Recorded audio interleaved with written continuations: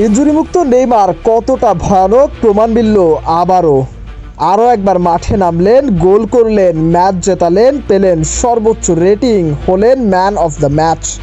90 minute খেলে জোড়া গোলের পাশাপাশি 67% শুটিং অ্যাকুরেসিতে মোট 6টি শুট নেন নেইমার।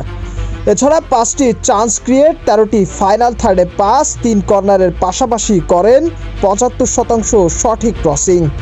সেই সাথে শতভাগ এরিয়াল ডুয়েলস জয় এবং 75 টাচে 89% পাস অ্যাকুরেসি নিয়ে ম্যাচের সর্বোচ্চ 9 রেটিং পেয়েছেন Brazilian superstar Neymar junior.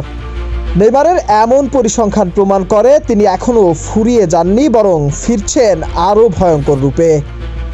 Mohammad Mashrafe, রূপান্তর স্পোর্টস।